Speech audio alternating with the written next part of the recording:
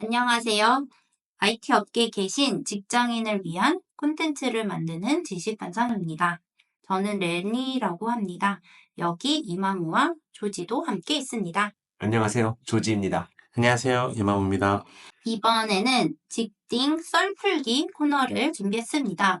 각종 직장인 커뮤니티에서 다양한 이야기들을 좀 추려가지고 제가 이 이마무와 조지에게 소개를 하고 우리들의 생각을 좀 이야기해보는 시간이고요. 첫 에피소드의 주제는 면접입니다. 처음부터 무거운 주제를 가져오셨네. 아니에요. 네, 첫 사연입니다. 제가 읽어드릴게요. 안녕하세요. 어제 중견기업에 신입으로 입사하기 위해 이면 면접을 봤습니다. 어제 면접에서 긴장을 잘 안 하시나 봐요. 라는 피드백을 들었고, 면접이 끝난 후에도 엘리베이터를 타고 내려가는데 그 엘리베이터에서 면접관을 만났고 그때 그분도 긴장을 되게 안 하시나 봐요. 라는 피드백을 또 해주셨습니다. 나쁜 피드백은 아니겠죠? 근데 면접 후에 같이 엘리베이터 타고 내려가다 보면 할 말이 없어서 그냥 직관적인 느낌을 말씀하신 거 아닐까 싶어서. 근데 같이 엘리베이터를 탔다는 건 좋은 사인인 것 같아. 이 사람이 별로면 좀 먼저 보내고 늦게 내려갈 것 같은데. 네, 그랬는데 긴장을 잘 안 하시나 봐요라고 했다고 했을 때 크게 보면 두 가지 상황을 좀 상상해 볼 수 있을 것 같아요. 신입한테 보통 기대하는 것들은 이제 약간의 포텐셜, 이 사람이 성장할 수 있는 이런 거라든가 열정, 이런 걸 보고 싶었을 것 같은데 긴장을 안 했다라고 말하는 거에 어떻게 보면 두 가지의 의미가 있지 않을까? 네. 그러니까 준비가 부족해서 열정을 충분히 드러나지 않았다라든가 아니면 뭐 진짜 뭐 무난하게 잘했다라든가. 궁금한 게 네, 임원인데요. 신입이 되는 거예요? 아니죠. 임원 면접관 야구냐면 입사했을 때 마지막에 좀 임원이야 면접을 봤다고요? 임원이랑 혹시 여러분들은 면접을 볼 때 다 어느 정도 긴장은 하시잖아요. 좀 그죠? 네. 네. 긴장을 푸는 좀 팁이 있으세요? 뭔가 꼭 들어가고 싶은 회사일수록 그 긴장이 강해지는 것 같아요. 여기가 아니어도 된다라는 생각을 하면서 들어가려고 노력해요. 저는 면접 1시간 전에 청심원을 먹습니다. 효과가 있어요? 효과 있어요. 이거는 사실 근데 상황에 따라 좀 다르기는 한데 사실 이제 15년, 20년, 막 25년 이렇게 막 연차가 올라가잖아요. 면접이 약간 좀 다르게 흘러가요. 고민 상담 형태의 면접이 좀 많아요. 그 회사의 고민? 네. 그래서 이제 그런 것들에 대해서 이 사람이 어떤 경험을 갖고 있고 어떻게 해결했고 그것들을 좀 궁금해 하거나 이 사람의 스타일이 우리 회사에 잘 맞냐 안 맞냐 이런 거를 가지고 이제 얘기를 많이 해서 크게 긴장되는 거는 없고 파악이 좀 필요하죠. 아, 이 회사가 나랑 맞냐 안 맞냐. 예를 들어 갑자기 판교에서 굉장히 프리한 조직 문화에서 있다가 네. 어디 뭐 공공이라던가 이런 데 갔을 때 부딪히는 문화적인 특징 네, 이런 것들이 사실 내가 아무리 프리한 조직 문화에서 네, 충분히 역량이 잘 나타났다고 해도 그런 데서는 기본적으로 부딪히는 것들이 좀 있거든요. 마인드셋 자체가 다르니까. 그래서 이제 그런 것들을 좀 네, 파악하는 자리로 보통은 제 경우는 좀 뭐 활용을 해서 사실 면접 볼 때 크게 긴장하는 법은 없고 만약에 긴장을 한다면 상상했던 거랑 너무 다른 경우 예를 들면 어떤 예를 들어서 뭐 CTO랑 만나서 굉장히 좋은 분위기에서 얘기를 했고 이제 오퍼를 받기를 기다리고 있었는데 갑자기 이제 새로운 임원이 왔다라 그래서 그 새로운 임원하고 또다시 뭐 티타임을 하자 그래서 했는데 이 새로운 임원 그러니까 어느 회사든 그렇지만 새로운 임원이 오게 되면 새로운 오너십이랄까 새로운 방향성이 좀 생기기 나름이거든요. 근데 이 사람이 기존에 만났던 CTO의 방향이라든가 그 CTO의 스타일을 완전히 부시는 방향으로 네, 생각을 하고 있는 거죠. 그래서 이제 이런 것들이 되면 이제 긴장이 되죠. 아, 여기서는 안 될 확률이 높고, 여기서는 내가 상상하거나 디자인했던 것들이 잘 안 될 수도 있겠다. 보통 새로 오신 분들은 지금 현재 상황을 좀 분석하고 이해한다라기보다는 본인의 의욕이 더 앞서서 주장이 되게 강하거든요. 그때 시기에 특징적으로 더. 네. 이제 요때는 이제 사실은 좀 쉽게 대화를 풀기는 어렵죠. 두 번째 사연입니다. 면접 후에 결과 통보를 못 받아서요.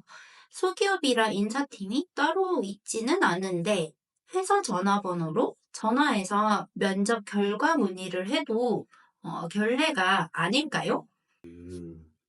좀 적극적으로 전화하는 거 좋은 것 같아요. 뭔가 오히려 전화를 안 하는 사람일수록 혼자 해결하려고 하는 사람일 것 같은 느낌을 받는 것 같아서.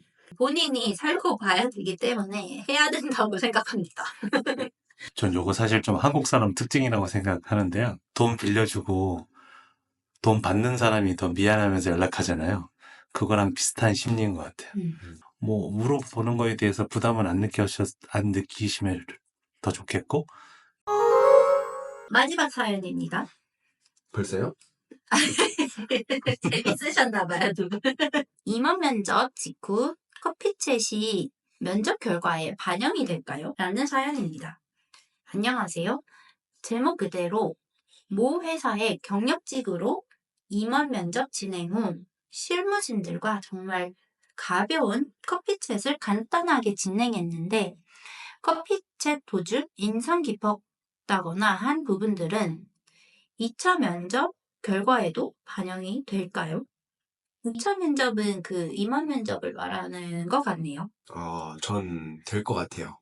그 실무진 분들이 시간을 내서 커피셋을 했다는 거는 분명히 뭔가 확인을 아직 못한 부분이 있었기 때문에 다 같이 시간을 내서 온 것 같아서 저거는 높은 확률로 반영이 된다고 저는 봅니다.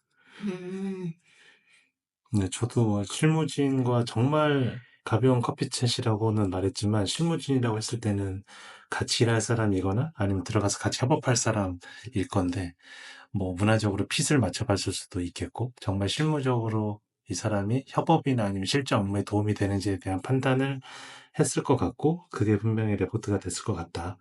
네, 이런 생각이 들고요. 근데 좀 특이한 거는 임원 면접 직후의 커피챗은 좀 특이하긴 하네요. 네. 네, 보통은 뭐 면접 전에 뭔가 HR이라던가 아니면 그 조직의 리더랑 핏을 맞춰보는 커피챗이 일반적이고 그게 괜찮다 그러면 이제 실제 진행으로 넘어가는 경우가 많은데 이 경우는 약간 그 아마존의 바레이저 같은 그 중간에 뭔가 한 번 더 좀 더 가볍게 검증을 하는데 그게 이제 협업 관점에서의 그런 면접이 아니었을까 이런 생각이 듭니다. 그 이마무는 면접관 입장으로 많은 분들을 좀 이야기를 많이 하셨잖아요. 또 최근에 인상 깊었던 후보자 혹시 있으세요?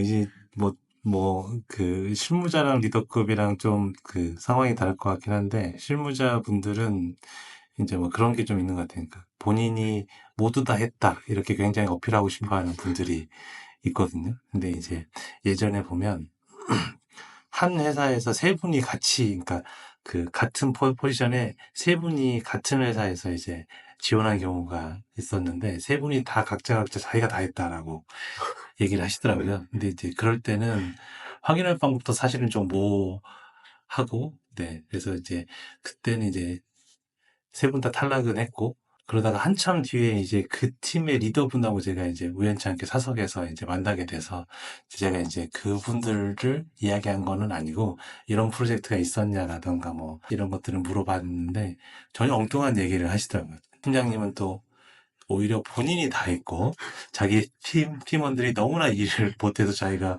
고생했다 이런 말씀을 하신 경우도 좀 있었고요. 진짜 누가 있을까요? 수 없는 일이죠. 근데 스타트업에서는 정말 일단 100을 해야 되잖아요.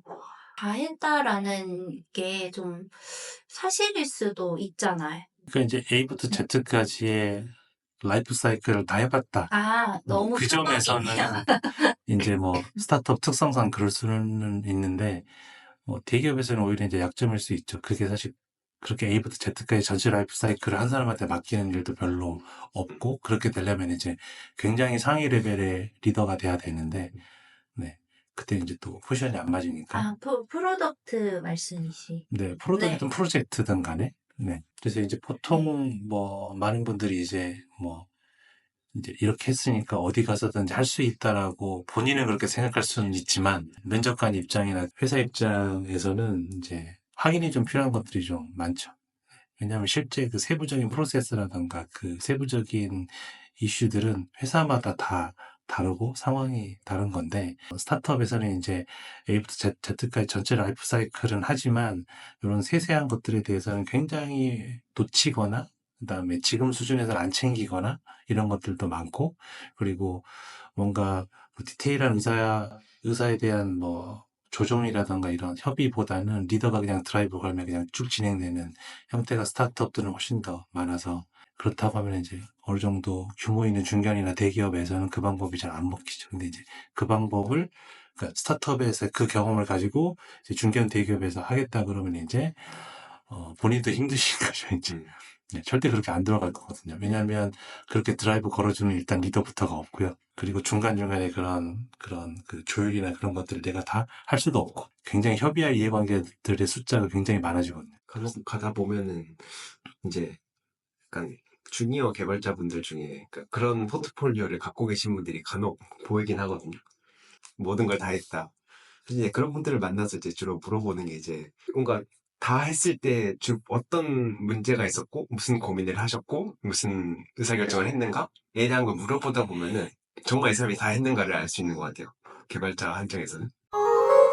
저희 오늘 첫 에피소드 네, 마무리 단계에 왔습니다.